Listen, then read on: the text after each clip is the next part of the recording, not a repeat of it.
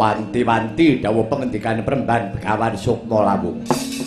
Wis dina iki kabeh para prajurit mandheg dhisik.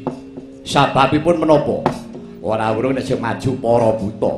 Para satriya iki mengko mesti saya ndadi.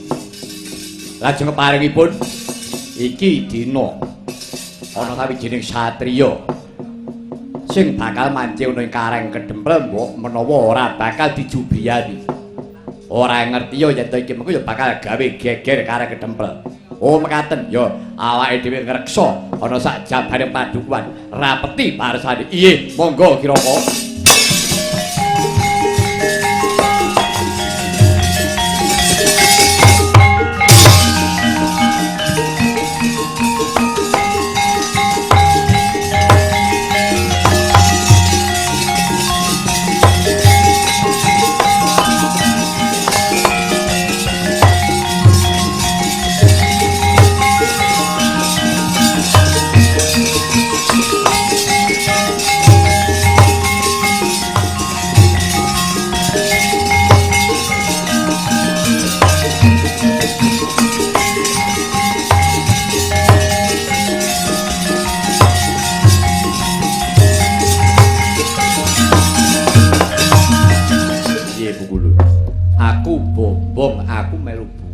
Bareng aku weruh tandang kridamu ngetok kadigdayan. Yen aku iki ora mbelani karo Kyai Semar kok aku iki luput ing atase aku iki anake. Lah iya saiki karepmu piye? Yo anu man. Wis aja semelan. Yen to pancen lakon iki ora rampung yen kudune Yama Dipati kudu bali ning Karang Kedempel. Wis aku arep urip karo Kanjeng Rama Semar. Lah apa to sebabe aku kok ya wani ngetokake jiwa ragaku. Bathara Yama Dipati tak kandhani aku iki wiwit lair. Rikala semono aku dikudang-kudang digadang-gadang karo Kyai Semar. Senggono kowe tak dadekke satriya utama tak kekudang nadyan to wujudmu kowe iki wanara tegese kethek. Nanging kowe bisa dadi satriya mumpuni nyatane tenan. Bathara Yama Dipati. Aku iso dadi satriya kondhang caket karo Sri Rama Narendra Titising Bathara Wisnu nganti tekan sak yaene. Aku iso nderekke karo Narendra Dwarawati Prabu Kresna kekudangane Kyai Semar. Mula aja nganti lali Purwadaksina. Ibarate wit aja lali karo oyote. Mula paribasan pati uripku dina iki tak serahe karo Kyai Semar kanggo cagak minangka tuwah aja nganti rontok siraping Karang Kedempel. Aku ora iso males kebecikan karo Kyai Semar. Ya dina iki nggonku bakal ngetokake jiwa kaprawiranku ana ngersane Kyai Badranaya. Ya seneng. Wis aku niat ora bali nyang kayangan. Wis ora dadi dewa ora modian. Bareng aku weruh para nom-noman padha tandang krida kaya saknalika kegugah rasane atiku. Wis tak rewangi bali lo. Nek pancen wis jejeg atimu, luwih becik mengkono. Timbang iki ngabdi mung ngabdi karo pangkat. Kowe perintah ngalor ngidul ngetan ulun. Ya ngono apa ora? Ya pancen bener. Sok-sok kala mangsane ora salah kon goleke kesalahan. Tenan wong bener becik pokoke ya kudu digawe elek. Kaya ngono iki bola-bali aku. Iya. Dina iki aku njaluk pamuji mayo yen pancen sediamu wis becik. Aku tak sowanake ana ngersane Kyai Semar. Yo, pancen karep aku kepengin nyaket karo sungkem padane Kyai Semar. Bapakku sing wis tau kula wentah uripku nalika semono. Yo, ayo bebarengan karo aku.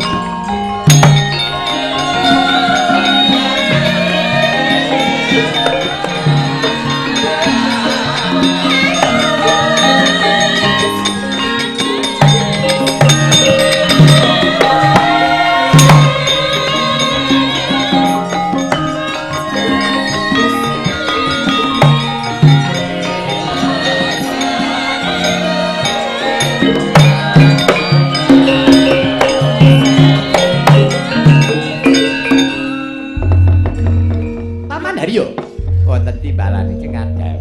Pak, layak nama mokal. Menawi dinten menika jagat horeg bumi gonjing. Kaperbawan dening pakartinipun Kyai Semar ingkang ketela menika badhe mbangun kayangan. Welah kula piyambak inggih bingung raos sing manah kula lho ing atasipun. Semar kok reka-reka badhe mbangun kayangan inggih dipun tingali saking tata lair iki mawon upami mawi Prabiya menika mangke Prabiya saking pundi Rajabi inggih lah mongko nyatanipun dinten menika sinuwun Prabu Duryudana sampun dawuhaken kaliyan paduka memah kula lan para kadang sata Kurawa kirenak yenaken kados pundi kawontenanipun jalaran menika Kurawa sampun nampi wonten Brahmana ingkang waskita Begawan Sukma Lawung sampun paring dawuh supados para kadang sata Kurawa kedah saged ngurungaken sedyaning Semar jalaran menika mbebayani semanten ugi para Pandhawa inggih mekaten boten nayogyani inggih paman pawartanipun pancen mekaten wah lah ning ambak ngeten iki mungkin nggih nyemelangi lho kan nyemelangi kepiye mergane nggih Semar niku wau nek liyane ngoten to mboten napa-napa bareng Kyai Semar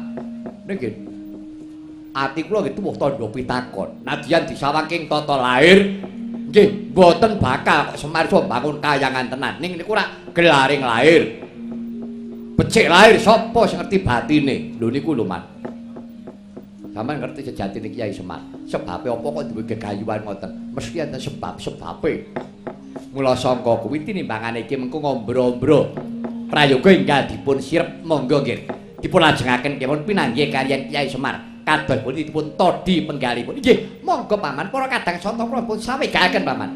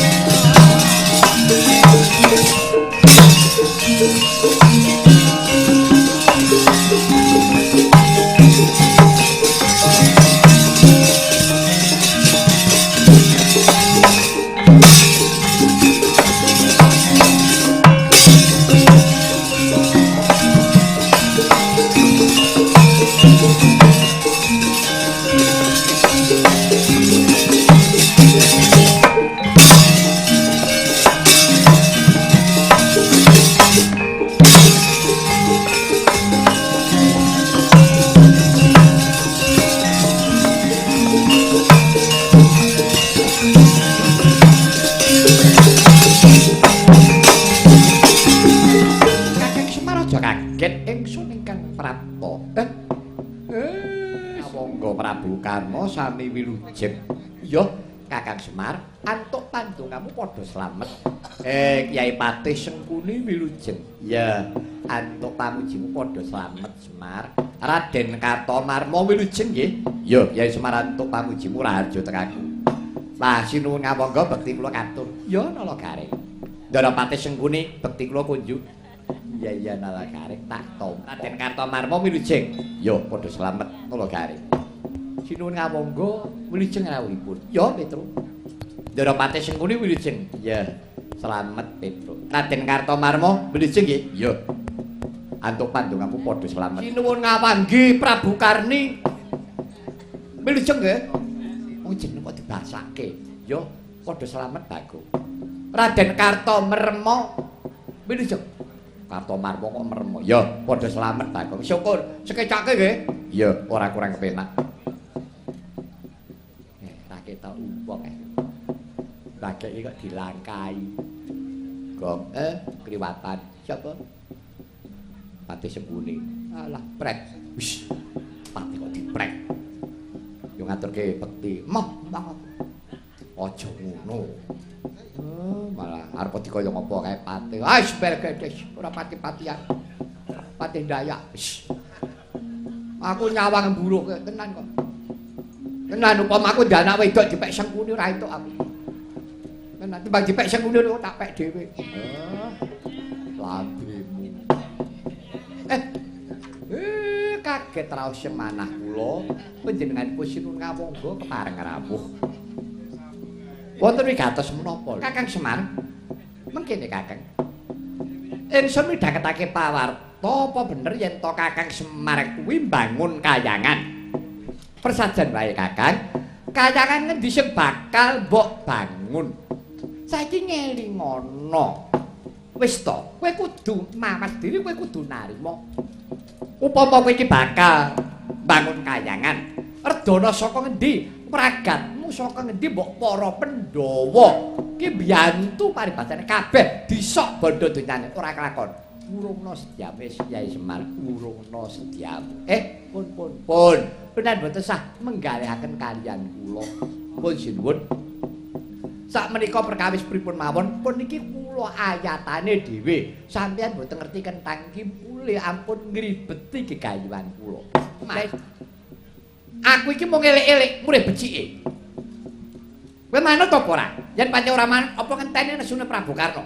Apa njaluk tak obrak-abrik tak dadekke karang abang karang gedempel. Abang padwaran dena becik.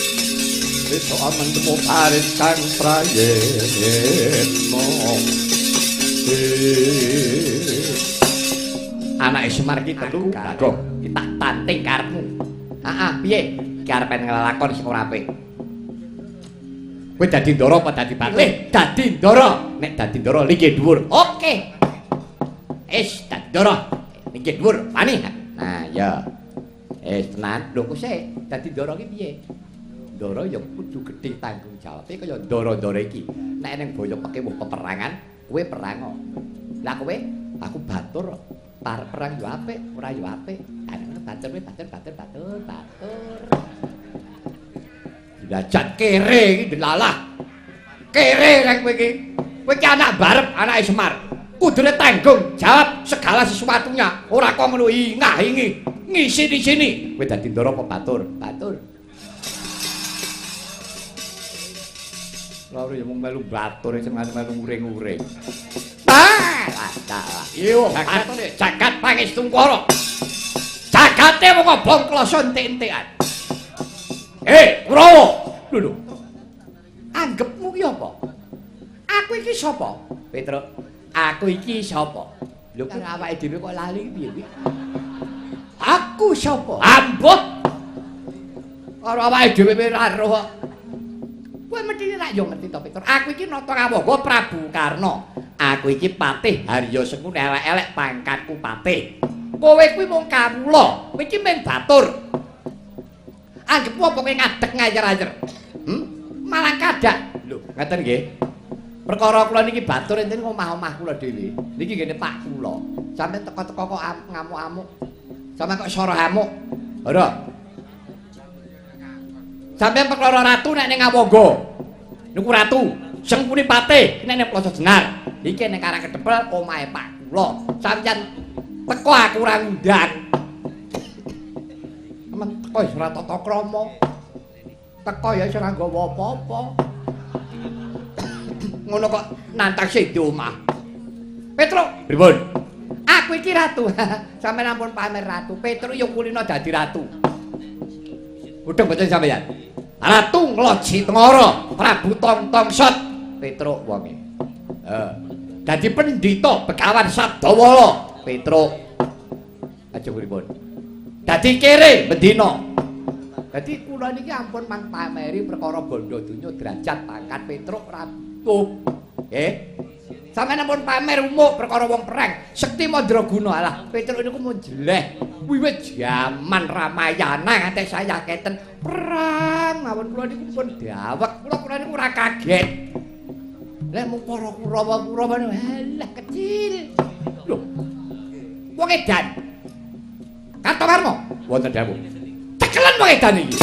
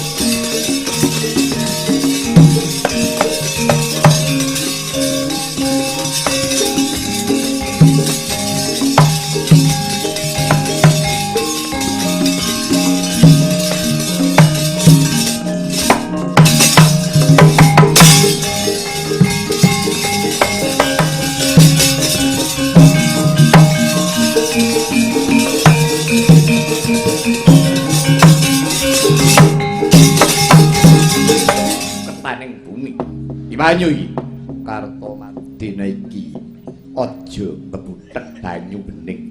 Iki perkara ning kareng tantang perkara karo aku. Yen kowe tanding karo Punakawan kowe menang ora kundang kalah tiwas wirang. Nyumbari karo aku jeleh urip kowe.